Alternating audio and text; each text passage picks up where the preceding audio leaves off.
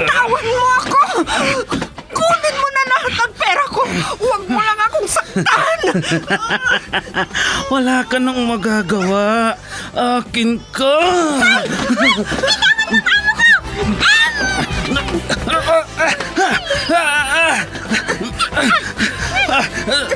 Sino kang pumulupot sa likod ko? Bumaba ka dyan.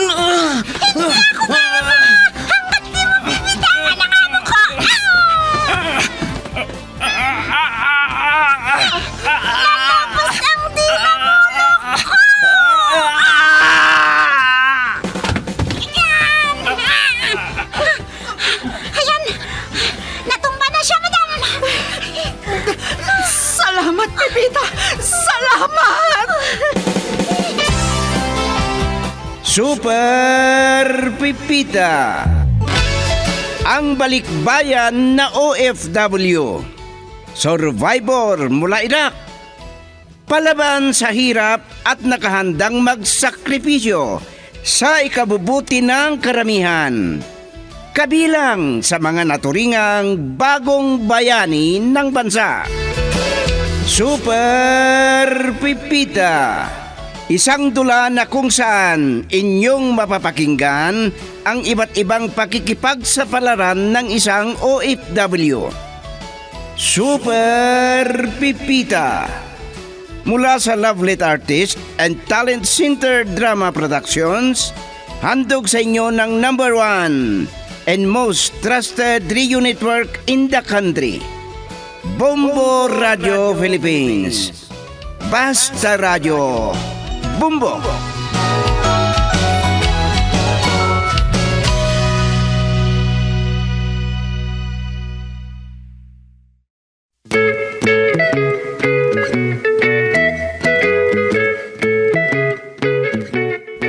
Ang nakaraan, narinig ni Bitsay at ang kanyang ina ang pagwawala ni Donato.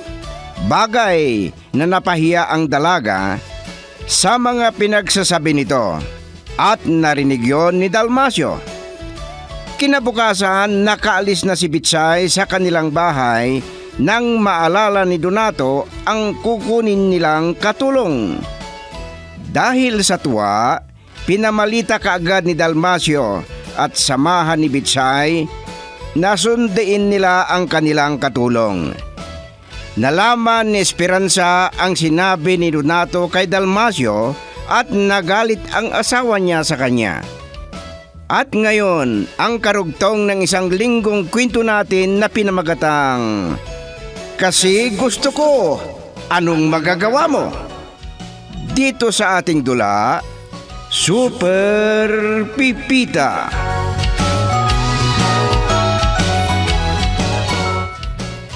Inay, kaibigan ko lang si Chris. At isa pa, parang bakla naman yun. Hindi marunong manligaw. Oh, baka ang tatay mo na yung tumatawag. Ay nako, baka uuwi na namang lasing yon. Si Chris ang tumatawag, Inay. Bakit kaya? Hello, Chris? Napatawag ka? Bakit? Ikaw kasi, hindi ka tumuloy dito sa bahay. Nakausap mo sana ang inay ko. Ano? Buntis? Marami nang nabuntis? Oh, Betchay, sino ba yung kausap mo, ha? At tila bagang yung pagbubuntis ang pinag-uusapan ninyo. Oh, akala ko lumabas ka. Andito ka pala. Ano yung buntis na sinasabi mo dyan? Tay? Hoy, Pansang, huwag mo akong baliktarin, ha? At saka huwag kang makialam dito. Betchay, hindi ka na makakapagkaila sa akin ngayon. Ang lakas pala ng pang-amoy ng mga kapitbahay nating mga chismosa.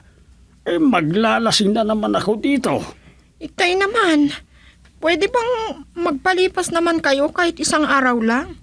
Para hindi makabenta ng alak yung tindahan ni Aling Karia. Huwag kang pilosopo. Sino ang nakabuntis sa'yo? Ano na naman yan, Donato?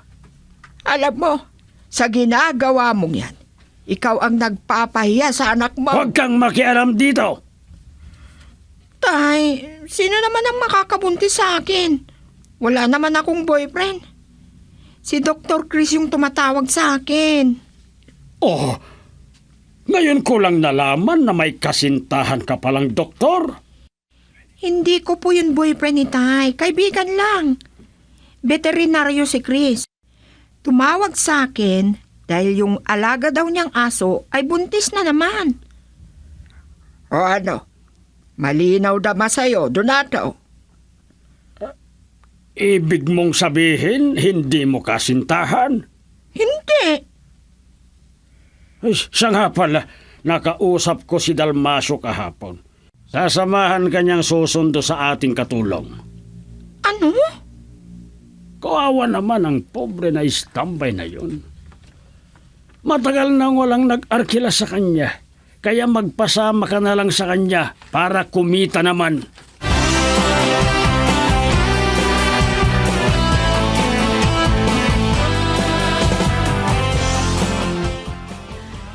Kamutong, magpapaalam sana ako sa'yo kasi may papasukan na naman akong trabaho. Ha? Kaya aalis ako. Sayang. Hindi na ako makakatulong sa inyo. Okay lang. Sa bagay, nandyan naman si Kulas na lagi kong kasama. Ganon din si Manang Emang na tagaluto. Sana maagang pumunta dito si Manang Emang bukas. O bakit? Magpapatulong kang maglaba at maglinis pa? Hindi. Magluluto nga siya. Kaya ko namang maglaba at maglinis sa bahay. Isa lang ako, maaga akong gigising para tulungan ko kayo sa garden. Kahit hindi na, ako nang bahala doon. Magpahinga ka na. At hindi ka mapagod sa biyahe mo.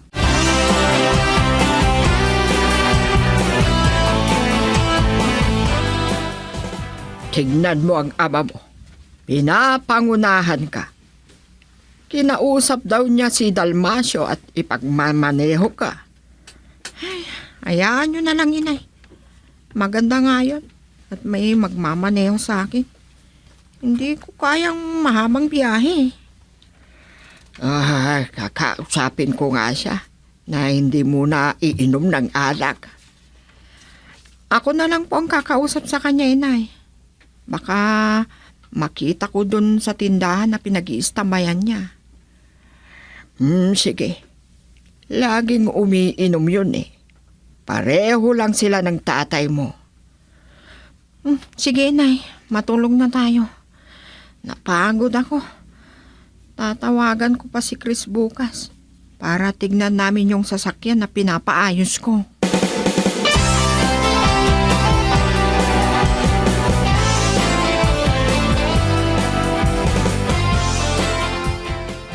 Magandang umaga sa'yo, Betchay. Salamat at nakita kitang nagwawalis dito sa labas ng bahay nyo. May nasabi sa akin si Mang Donato. Yun bang pagsundo ko sa katulong namin? Oo, pwede ka pa namang uminom ngayon. Pero bukas, hindi na pwede. Ayaw kong magmamaneho kang nakainom. Walang problema. Pwedeng kunin ko na ang paunang bayad? Sandali ha. Kukuha ako ng pera. O pwede namang idaan ko na lang sa bahay nyo? Pwede rin. Para may pambili ako ng arroz kaldo. Hindi yung laging alak ang laman ng tiyan ko. Sana, ganyan lagi ang nasa isip mo, Kuya Dalmasio. Kasi parang iiyak ang araw kapag hindi ka nalasing.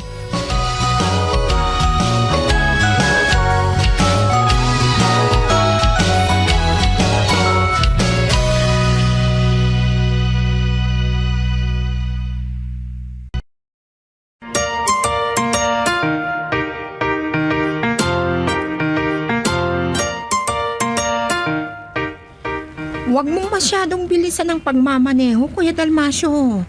Makakarating din tayo. Sa bagay, maaga pa naman, madam. Ha? Tinawag mo akong madam? Kailangang sanayin ko ng sarili ko na tawagin kang madam dahil magkakaroon na kayo ng katulong. Para yan lang? Tatawagin mo na akong madam? At ang tatay mo naman, tatawagin ko na rin siyang Don Donato. Masyado namang formal. Huwag namang ganyan. Ayos ito ah. Palagay ko mapapasakin si Betchay. At magugulat ang matandang yun. Oras na malaman niyang kami na ang kanyang anak. Oh, kuya. Anong nangyari sa'yo? Bigla ka na lang natahimik yan. May dumaan bang anghel? Ha? Wala. Inaamoy ko lang ang aking sarili. Pinapawisan ako eh. 2 araw na akong hindi nakatikim ng alak. Very good, kuya. Talagang inihahanda mo ang sarili mo. Ha? Para saan? Yung sinabi ko sa'yo, na huwag ka munang uminom ng alak. Oo naman, madam. Nakakaya sa'yo eh. Talagang madam magtawag sa akin. Parang may naamoy akong kakaiba. Ha? Ay, yun bang nadaanan nating kanal? Oo nga no. Baka gusto nyo munang kumain ng arroz caldo. Doon sa may kantin. Ha? Gusto mong kumain? Sige, kakain muna tayo.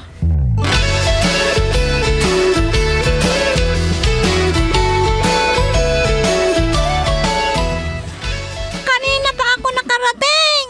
Andito ako sa may karinderya, Kamutaw. Palagi kong dinadaanan ito. Bago ako pumunta sa agency. Ay, kami din, Nicolas. Kanina pa kami dito sa garden. Inumpisa na namin ng magtrabaho. Ay, si Manang Emang, wala pa ba?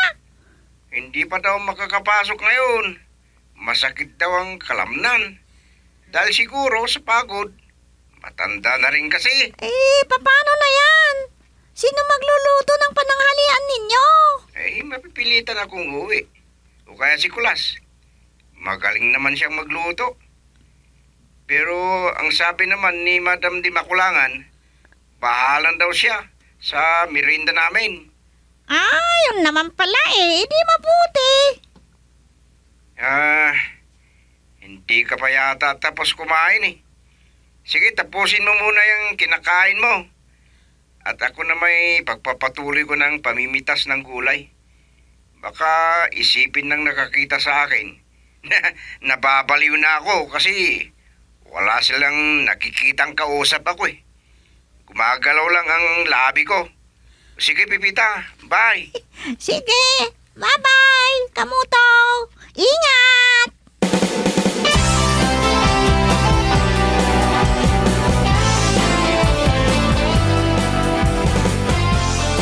Ayaw mong pakialaman kita. Pero wag mo naman sana akong kamuhian. Pinagsasabihan lang kita. Hindi man lang kita maawat sa pag-iinom mo. Ang aga-aga. Hoy! Pasalamat ka't hindi pa ako lasing. Matino pa ang aking pag-iisip. Tumigil ka kung ayaw mong makatikim sa akin. Paano na lang kaya kapag dumating na ang katulong natin? Ganyan pa rin ba ang ipapakita mo sa kanya? Hindi ka nahihiya? Yan. Sinesermonan mo na naman ako. Sa bagay, matagal na akong hindi nakadalaw sa simbahan. Hindi ko pa naririnig ang sermon ng pare. Minsan lang sa isang taon ka nagsisimba. Kapag kaarawan mo lang, paano ka makakarinig ng sermon ng pare? Hindi ka talaga nakakaintindi. Siya nga pala, darating na yung katulong natin. Bakit hindi ka na magluto para meron siyang madat ng pagkain? Para kakain muna siya. Baka gutom na yon. Kumain na yun sa daan. Baka hapon na yun darating. Kung ayaw mong magluto, dibilhan mo siya ng ulam sa kantin. Kahit adobo o igado, kahit tinuguan, lechon, paksiw.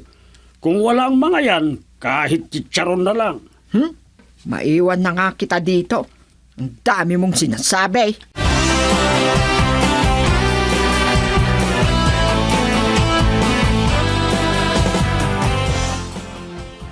Ako nga pala si Betchay, Ate Pipita. 3 lang kami na pagsisilbihan mo. Si nanay, si tatay at ako. Siya naman si Kuya Dalmasio. Siya ang nagmaneho sa akin, kapitbahay namin. Ay, ikinagagalak kita makilala, madam. At masaya ako na pagsilbihan kayo. Talagang mararanasan ko ng matawag na madam. Si Kuya Dalmasio kasi ang nag-umpisa. Siguro madam din ang tawag sa inyo sa opisina. Tawagin niyo na lang akong Miss Betchay para hindi masyadong formal. Ang tungkol sa benepisyo at sahod mo, Ate Pipita, walang problema sa akin. Kung ganun, wala na tayong dapat pag-usapan pa, madam. Salamat!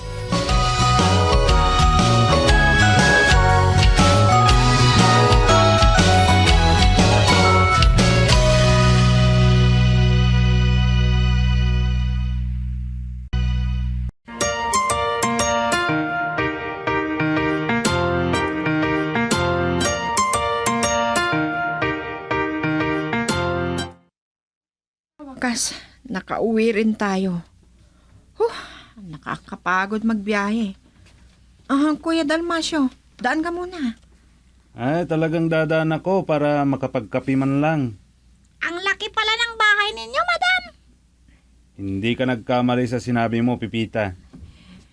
Pinagtulungan naming magkakapatid ito. Dati, mahirap din kami. Kaya nung natapos kami sa aming pag-aaral, inunti-unti naming pinagawa. Andito na pala kayo. Doon na to. Nandito na kami. Senyor ang itawag mo sa akin. Oo nga pala, no. Kasi may katulong na kayo. Bagay nga natawagin kayo na senyor. Walang hiya ka. Niloloko mo ba ako, ha? Ha? Pinagtatawanan mo ako? Nakakainsun... Oh, itay! Ay! Dahan-dahan lang kayo. Muntik na kayong mapasubsob.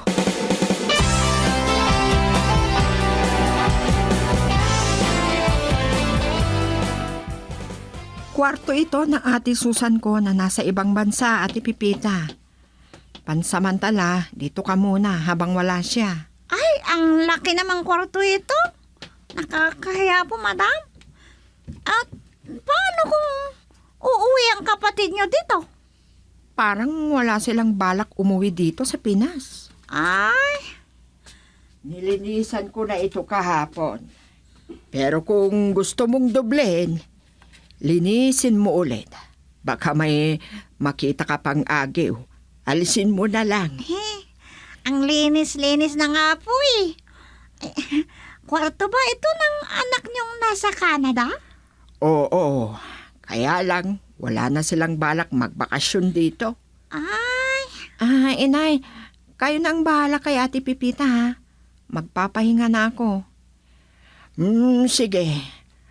O Pipita, baka gusto mo na rin magpahinga. Iiwanan na kita dito. At huwag kang mahihiya. Kung may kailangan ka, sabihin mo na lang sa akin. Sige, maiwan na kita dito. opo, madam.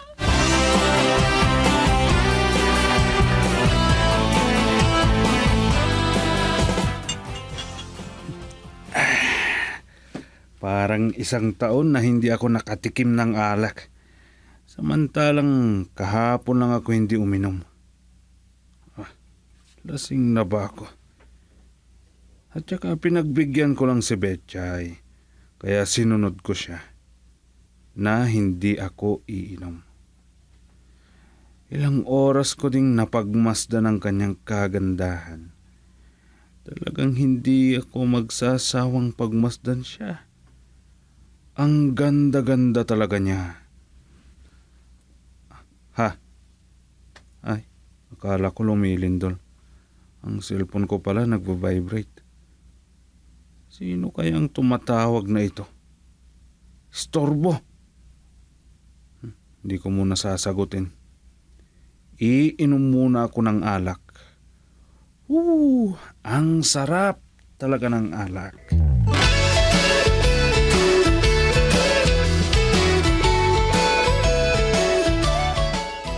Magandang gabi sa inyo, Mang Donato. Sir. Nakaw! Maganda yung tawag mo sa akin. Sir! Pero hindi naman ako guro. Hindi ako nagtuturo sa paaralan. Kaya pwede bang senyor na lang ang itawag mo sa akin? Kung ganyan po ang gusto niyo, sir. Senyor. Nakaw! Napakasarap pakinggan. Ay, alam mo ba yung balahibo ng manok na pumapasok sa tenga? Ganon ang aking pakiramdam. Ha? Nakakakiliti. Pero anong sabi mo? Magandang gabi. Opo, senyor. Nakaluto na kasi po ako ng hapunan. Hinihintay ko na lang si Madam Bitchay na lalabas sa kanyang kwarto. Akala ko madaling araw. Takip silim na pala. Kaya pala madilim na sa paligid. Naalimpungatan yata ako. Paano kasi araw-araw akong umiinom ng alak. Kaya Ay, lumabas na po si Madam Ay. Bitchay sa kanyang Ay. kwarto. Kakain na po tayo, sir. Senyor.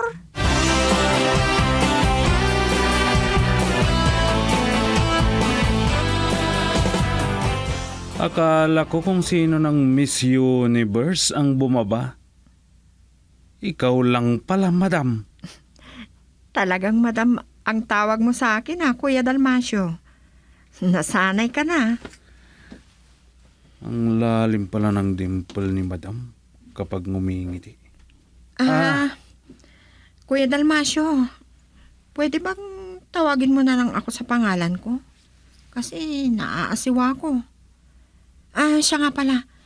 Ito yung karagdagan dun sa pinang-arkila ko sa'yo. Para may pang-inom ka. Ha?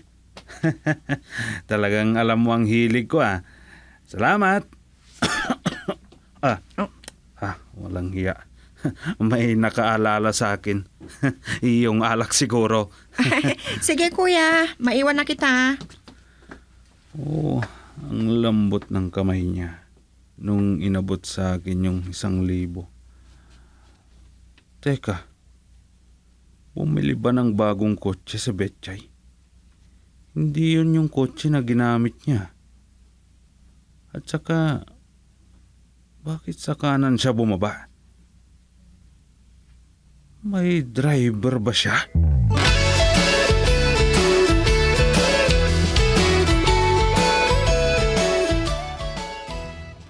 Pakinggan mo itong sasabihin ko sa iyo, Donato. At sana huwag mong bigyan ng masamang kahulugan. Ngayong may katulong na tayo, sana magbago ka na. Pipita, lumapit ka nga dito. Oh, bakit mo tinatawag si Pipita? May sasabihin ka sa kanya? Bakit po, sir? Di ba pansang? Napakagandang pakinggan. Ang ganda-gandang pagtawag sa akin ni Pipita na, sir. Alam mo ba, noong hindi pa kami mayaman, Pipita, karpentero pa ang trabaho ko noon, kaya foreman ang tawag nila sa akin. May pinapasabi si Pansang sa'yo. Ayusin mo daw yung paglalaba mo. Bakit po? Marumi pa ba ang nilabhan kong damit ninyo, sir? Ay, wala akong sinabing ganyan sa kanya, Pipita. Donato, bawas-bawasan mo nga yung pag-iinom mo ng alak. Ang dami mong sinasabi. Ay, nako. Hindi na sana kita tinawag, Pipita. Diyan na nga kayong dalawa. Pinahiya mo ako sa katulong natin, Pansang.